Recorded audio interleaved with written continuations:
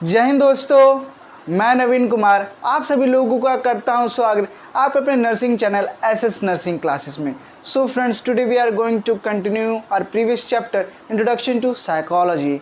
So today's topic is methods of psychology. What are the methods? There are some certain methods, techniques by which we can study human behavior.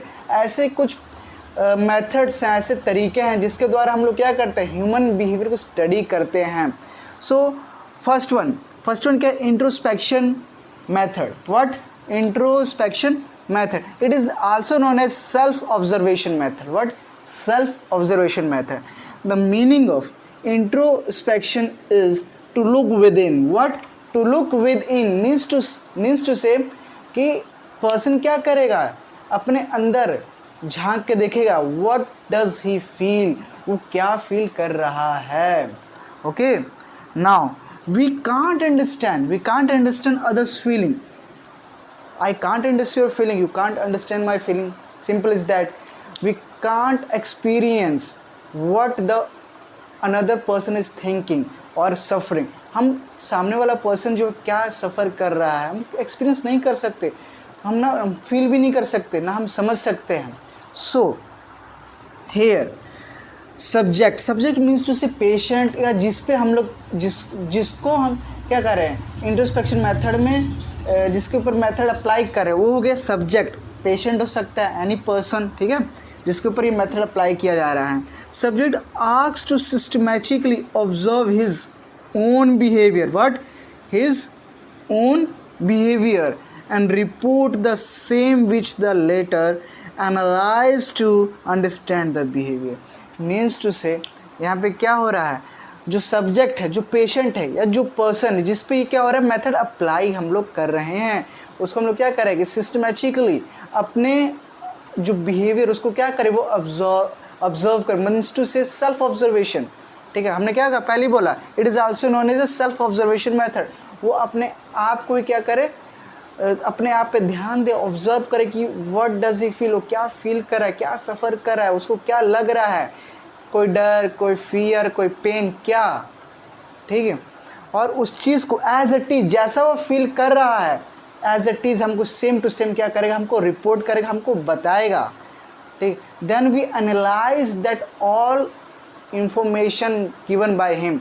जो भी information देगा उसको हम लोग क्या करेंगे, analyse करेंगे। What we will do, we will analyse the information, then analyse his behaviour. Means to say वो अपना जो भी इंफॉर्मेशन देगा उसको एनालाइज करके हम उसके बिहेवियर को क्या करेंगे, यहाँ पे जज करेंगे, समझेंगे। Okay, for example, like any patient in our hospital suffering from any disease, और हम उसको क्या करें, ट्रीट कर रहे हैं। Okay, now we ask from him, it is oldest method और simple method।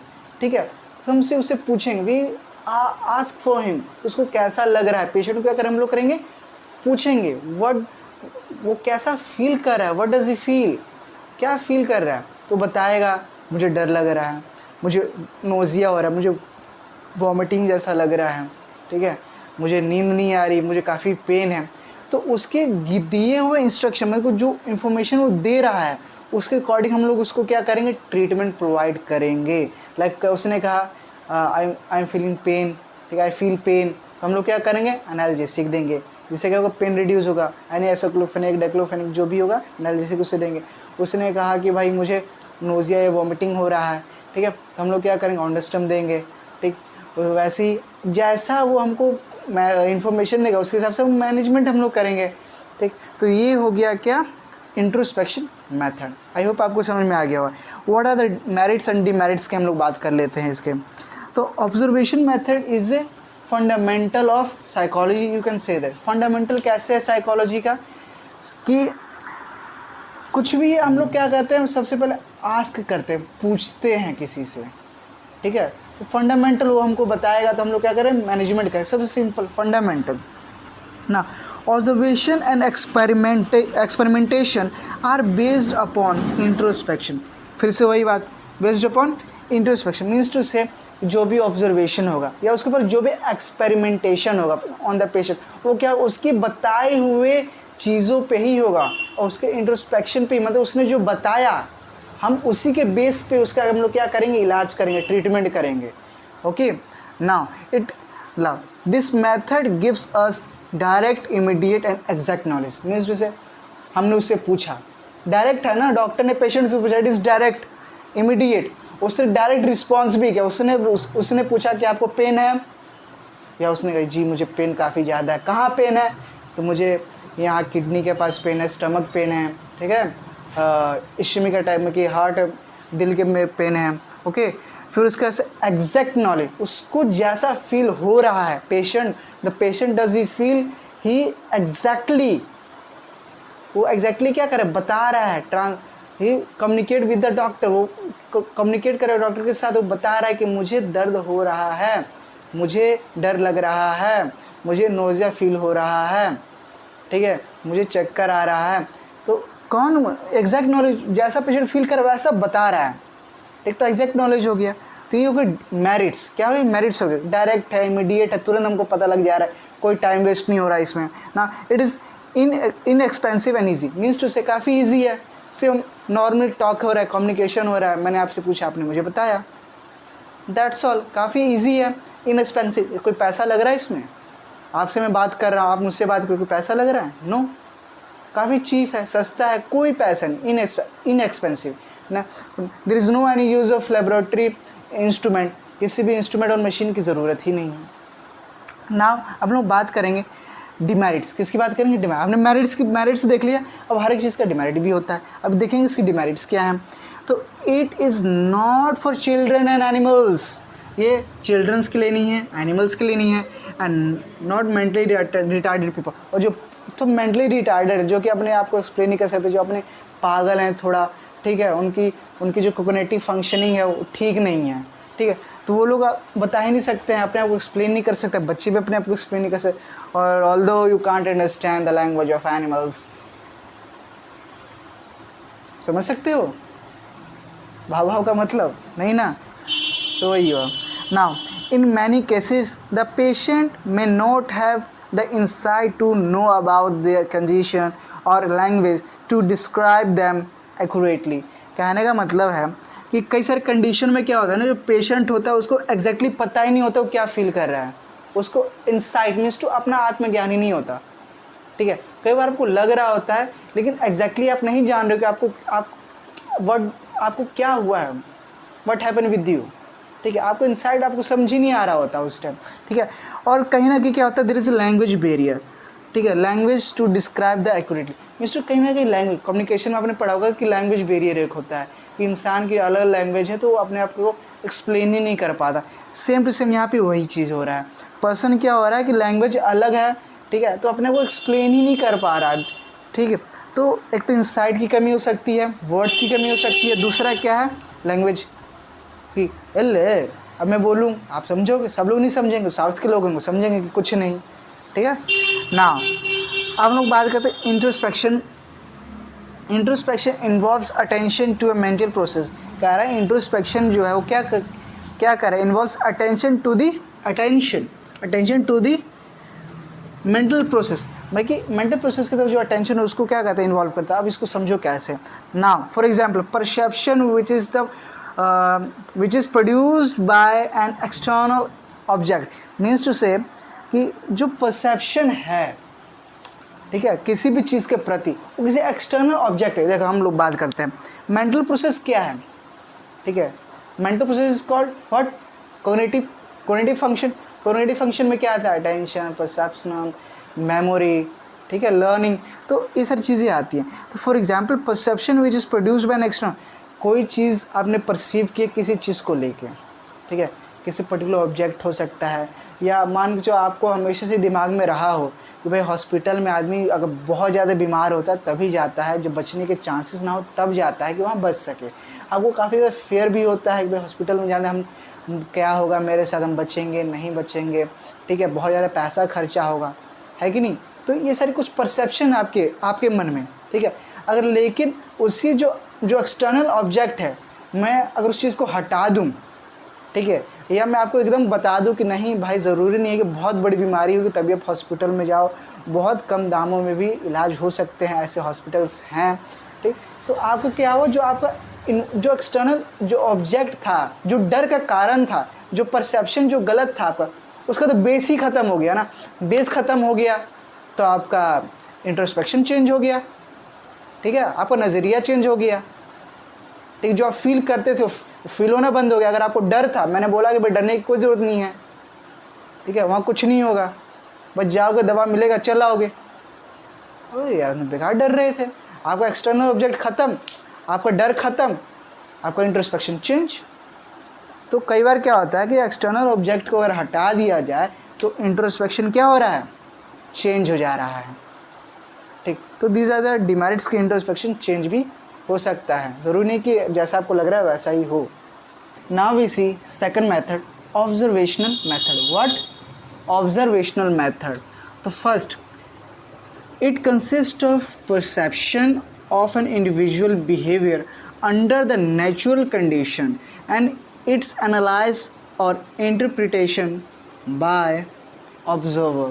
Means to say कि ऑब्जर्वेशन मेथड क्या है कि इसमें जो पर्सन की परसेप्शन होगा, यानी इंडिविजुअल, कोई भी पेशेंट है उसका क्या परसेप्शन है किसी भी नेचुरल एनवायरनमेंट में, कोई भी नेचुरल कंडीशन दिया हमने, ठीक है, और उसमें वो कैसा परफॉर्म कर रहा है या वो कैसा बिहेव कर रहा है, उस चीज़ को जज करना, समझना और इंटरप्रेट करना किसका काम है, ऑब्जर्वर का काम है।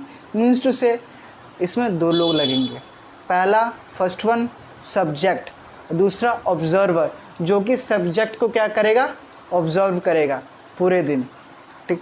फॉर एग्जाम्पल लाइक पेशेंट, जैसे नर्स है, नर्स क्या करती है, इसमें किसी भी तरह का क्वेश्चनिंग नहीं होंगे। जैसे इंट्रोस्पेक्शन में क्या था, क्वेश्चनिंग कर रहा था ना, एक जैसे डॉक्टर पेशेंट से क्या कर रहा है, क्वेश्चंस कर रहे हैं, बट यहाँ पे वैसा कुछ नहीं होगा। नर्स क्या करेगी, सीधा ऑब्जर्व करेगी, उसको वाइटल असेस करेगी, टेम्परेचर लेगी, रेस्पिरेशन रेट देखेगी, बीपी लेगी।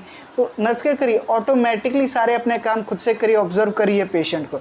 इसमें पेशेंट का कोई रोल नहीं है कि उसका कोई इसमें अहम बोलने का कोई इसकी ज़रूरत नहीं है। It's only done by whom, the nurse. Nurse सारे काम करिए, उसको ऑब्जर्व करिए कि पेशेंट कैसा बिहेव कर रहा है, उसका फेस रिएक्शन कैसा है, ये सारी चीज़ें। Now the steps of the observational method. What are the steps of observational method? तो first one is observation of behaviour. सबसे पहला हम लोग पर्सन के बिहेवियर को क्या करेंगे, ऑब्जर्व करेंगे। नाउ फिर उसको हम लोग क्या करेंगे, नोट करेंगे, ठीक। नाउ इंटरप्रिएट, उसको हम लोग क्या कहेंगे, इंटरप्रिएट करेंगे, बताएंगे, ठीक है। एनालाइज करेंगे, क्या करेंगे, एनालाइज, क्या करेंगे हम लोग, एनालाइज। मैं कि उसने इतने सारे सिम्टम्स, चाहे इतने सारे चीज़ें शो हो रही हैं, अल्टर बीपी है, पल्स रेट बढ़ी हुई है, ठीक है, आँखें एकदम डायलेट हो चुकी हैं, ठीक। तो ऐसा क्या है, तो उसको हम लोग क्या कर रहे हैं, इंटरप्रेट करके एनालाइज कर रहे हैं। फिर जनरलाइज करेंगे, generalise in the sense conclude करेंगे, क्या करेंगे, कंक्लूड करेंगे। मे बी आईसीपी बढ़ा हो सकता है। What do you mean by ICP?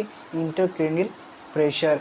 Intracranial pressure बढ़ जाते हैं तो आँखें क्या होती है, पूरी तरह से डायलेट हो जाती हैं। जो आप पीपल्स होते हैं ना, क्या होते हैं, पूरी तरह से डायलेट हो जाते हैं। It is also called what, doll eye. कई बार क्वेश्चंस भी पूछते हैं कि डॉल आई किसे कहते हैं, चाहे कब होता है, तो आईसीपी बढ़ता है तब होता है। तो हमने कंक्लूड किया ना, जर्नलाइज किया, ठीक, ये हो गया। नाउ नेक्स्ट मेरिट और डिमेरिट्स की हम लोग बात करते हैं। तो merit, it is economical, natural as well as flexible. Means to say काफ़ी फ्लेक्सिबल है, ठीक है, कोई झंझट वगैरह नहीं है, आराम से हम लोग कर सकते हैं, जब मन तब हम कर सकते हैं, है ना, अकॉर्डिंग टू योर नीड हम लोग कर सकते नहीं कर सकते हैं। इट इज़ नॉट नेसेसरी कि एकदम आपको क्या कहते हैं उसमें उलझा रहना, नहीं। ऑब्जर्वेशन करो, नोट डाउन, आपने नोटिंग किया यहाँ इस पर्टिकुलर, तो तुम तो रेस्ट भी ले सकते हैं, ठीक है, एकदम बहुत ज़्यादा इसमें डेंस होने की ज़रूरत नहीं है। Economical in the sense what, कि काफ़ी चीप है, अभी भी चीप है। There is no use of any laboratory instrument, किसी इंस्ट्रूमेंट का कोई यूज़ नहीं है। नाउ नेचुरल, काफ़ी नेचुरल, बेसिक है, कॉन्वर्सेशन भी नहीं है, जस्ट चेकिंग आउट हो रहा है। Now it can be analysed, measured और क्लासिफाइड और इंटरप्रेट। मीन्स टू से जो ऑब्जर्वेशन मेथड है क्या है, ठीक है, जो भी डाटा हमको मिला है हमने उसको क्या किया, एनालाइज किया, हम उसको मेज़र भी कर सकते हैं। ठीक है, जितने वाइटल से हम लोग क्या कर रहे हैं उसको मेज़र ही कर रहे हैं ना, है ना, मेज़र कर सकते हैं, क्लासीफाइड कर सकते हैं अलग अलग भागों में। नाउ इंटरप्रेट भी हम कर सकते हैं, बता सकते हैं, बोल सकते हैं। Now next, it is quite suitable for observing developmental characteristic like children habit and interest, means to say कि जो डेवलपमेंटल कैरेक्टरिस्टिक्स को हम इसे देख सकते हैं। जो इंट्रोस्पेक्शन मेथड था वो क्या था, चिल्ड्रंस के लिए नहीं था, चाहे किसी मेंटल रिटार्डेड पर्सन के लिए नहीं था। But here observational method, it can be applied on childrens, it can be applied on animals, it can be applied on what, mentally retarded person. ठीक है, तो ये क्यों ऐसा, इसमें तो उस पर्सन का कोई रोल ही नहीं है ना। जो नर्स है चाहे जो ऑब्जर्वर है उसका मेन रोल है, there is a main role of observer to observe the patient. Patient को ऑब्जर्व करना क्या है, ऑब्जर्वर का काम है। तो इसमें जो सब्जेक्ट उसका तो कोई रोल ही नहीं है। दैट्स वाई डेवलपमेंट कैरेक्टरिस्टिक के हैबिट्स को, उसके इंटरेस्ट को, उसके मेरिट और डिमेरिट्स को डिनोट कौन कर रहा है, ऑब्जर्वर कर सकता है ना। तो काफ़ी अच्छा ये क्या है, मेरिट है ना। हम डिमेरिट्स की बात है, there is a chance of subjective reporting and prejudice, means to say भेदभाव हो सकता है, या जो आपका सब्जेक्टिव रिपोर्टिंग मीन्स टू से उसमें जो आपका सब्जेक्ट है मीन्स टू पेशेंट भी कुछ ना कुछ बोल सकता है। ठीक है, तो मिक्सिंग हो सकता है चीज़ों का। ठीक है, तो भेदभाव हो सकता है, आपको जो सूटेबल जो आना चाहिए वैसा ऑब्जर्वेशन ना हो। ठीक है, due to the interruption of what subject. Now sometime you have to spend more time, more energy consuming and money taking, means to say कई बार क्या होता है कि लॉन्ग फ्लेक्सिबल तो है बट समटाइम्स क्या होता है कि काफ़ी लंबे टाइम तक आपको क्या करना पड़ता है, पेशेंट को observe in the critical conditions. Patient को आपको हमेशा कंटिन्यूस 24 आवर क्या करना है, ऑब्जर्व करना है। ठीक है, तो उस टाइम क्या होता है, आपको बहुत सारा टाइम आपका उसमें लगता है, कंज्यूम होता है, आपकी खुद की एनर्जी भी काफ़ी ज़्यादा लग रही है। ठीक है, प्लस कई बार मनी भी क्या होता है, काफ़ी ज़्यादा लगती है। Now it lag repetitively, means to say ये काफ़ी ज़्यादा रिपीटेड नहीं होता। क्यों, कि अलग अलग नेचुरल कंडीशन में पर्सन अलग अलग बिहेवियर शो करता है, और ज़रूरी नहीं कि एकदम सेम टू सेम ही पर्सन क्या करे, जो कि इमोशन या रिएक्शन सेम टू सेम दे। ठीक है, और जो नेचुरल कंडीशंस होते हैं वो वंस टाइम होता है, क्या एक रील का होता है, एक बार हुआ ख़त्म। ठीक है, बार बार एक ही नेचुरल फिनोमिनन हो ऐसा ज़रूरी नहीं होता। तो रिपीटेटिवली की काफ़ी ज़्यादा कमी होती है जिससे हम लोग जज कर सकें बार बार एक ही इमोशन एक ही कंडीशन में एक ही चीज़ शो करता है, ये हमको नहीं पता लग पाता है ना। Not being able to establish a proper cause and effect relationship, और इससे क्या होता है ना कि हम एकदम प्रॉपर एग्जैक्ट वेरीफाइड, है ना, एकदम एग्जैक्ट चीज़ों को हम नहीं कह सकते कि ये इसी कारण से हो रहा था। हम लोग क्या कहते हैं, प्रोबेबिलिटी लेके चलते हैं। ठीक है, मीन्स व्हाट, प्रोबेबिलिटी, कि अगर पर्सन अगर छींक रहा है, ठीक है, तो there is a chance of allergic reaction. ठीक है, हम लोग हमेशा क्या कहते हैं, अप्रॉक्सीमेट लेके चलते हैं।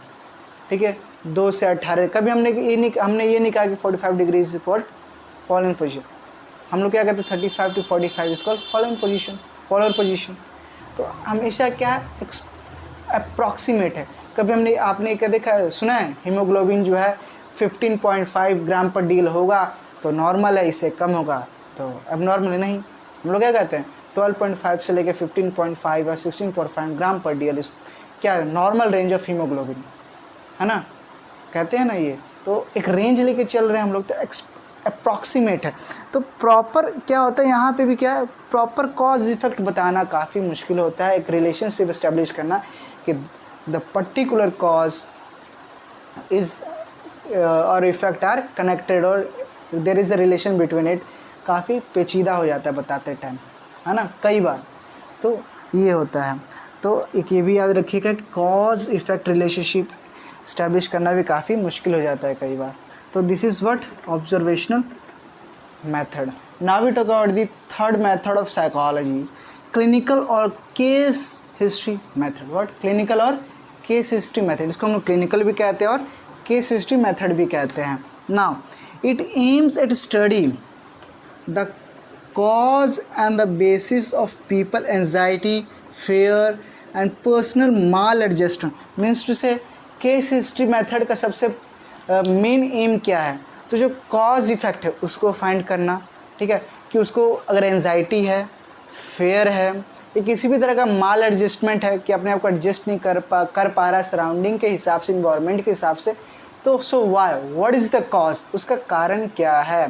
तो मेन केस हिस्ट्री मेथड इस चीज़ पे वर्क करता है। जितने भी साइकेट्रिक है, ठीक है, ये जो भी साइकोलॉजिकल एजेंसीज़ हैं, ठीक है, वो लोग इस मेथड का इस्तेमाल करती हैं।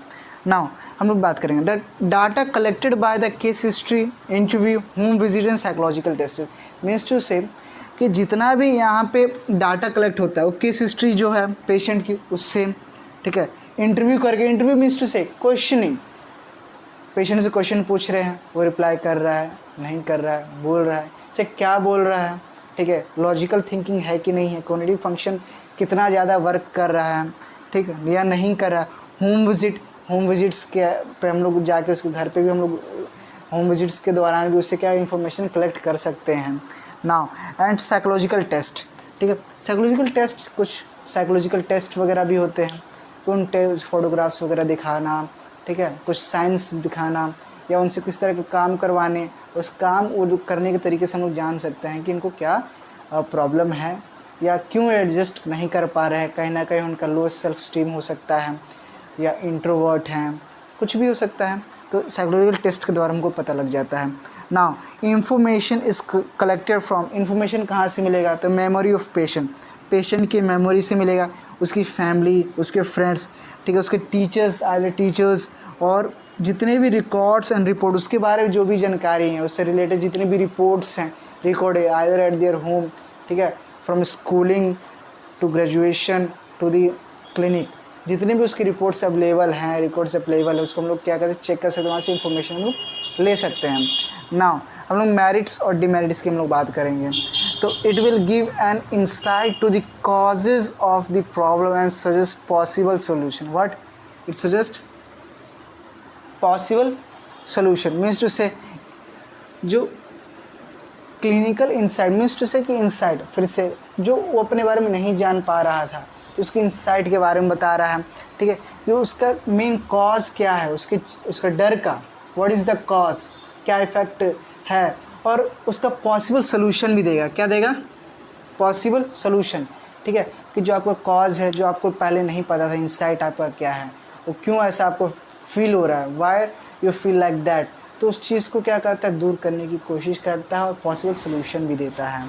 Now case study can be productive source of ideas, ठीक है, ये क्या है, प्रोडक्टिव सोर्स ऑफ आइडियाज़ हो सकता है, ठीक है, for further investigation other method, कि आगे आपने इतनी तो स्टडी कर ली और फर्दर आप और अच्छे से इन्वेस्टिगेट करें, तो एक तरीका है क्या, इंफॉर्मेशन गैदर करने का, ठीक है।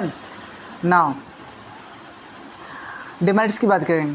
The case history method is depend largely on memory, main किस पे वर्क कर रहा है, मेमोरी पे वर्क कर रहा है, कितना याद है, कितना इन्फॉर्मेशन, कितना ज़्यादा नॉलेज है, कितना हमको इंफॉर्मेशन कलेक्ट हो रहा है, डाटा हमको कितना ज़्यादा मिल रहा है। नाउ ऑफ इंसिडेंट, किसी भी इंसिडेंट को लेके, विच मे हैव बीन ऑब्जर्व्ड इनएक्यूरेटली और ओवर, तो हो सकता है कुछ चीज़ों को जो पर्सन है वो अच्छे से क्या समझ ना पाए, ठीक है, इनएक्यूरेटली ऑब्जर्व करे, ऑब्जर्वेशन ठीक से ना कर पाए, चाहे क्या ओवर इंटरप्रेट कर दे, जैसा है वैसा नहीं, बढ़ा चढ़ा के अतिशोक्ति अलंकार लगा के बता दे, ठीक है, मतलब एक होता है ना कि नॉर्मल जैसा देखा वैसा बताया, नहीं, उस चीज़ को काफ़ी राय का पहाड़ बना के या उसको ओवर इंटरप्रेट कर देना, मीन्स जितना वो नहीं है उससे ज़्यादा उसको डिफ़िकल्ट दिखा देना, तो ये सारी चीज़ें होती हैं। ये इसका डिमेरिट है किसका, केस हिस्ट्री मेथड का, कि हमको जो हिस्ट्री मेथड जो हमने देखा एज इट इज़ एग्जैक्टली ना जान के उसको हमने क्या किया, ओवर इंटरप्रेट कर दिया। तो ये था क्लिनिकल और case history method. I hope आज की क्लास आपको अच्छी लगी होगी, आपको इंट्रोस्पेक्शन मेथड, ऑब्जर्वेशनल मेथड और क्लिनिकल और केस हिस्ट्री मेथड आपको समझ में आ गया होगा। ऐसी मोर इन्फॉर्मेटिव वीडियोज़ के लिए, नर्सिंग रिलेटेड वीडियोज़ के लिए आप हमारे चैनल को लाइक कीजिए, सब्सक्राइब कीजिए और अपने दोस्तों में शेयर कीजिए। जय हिंद।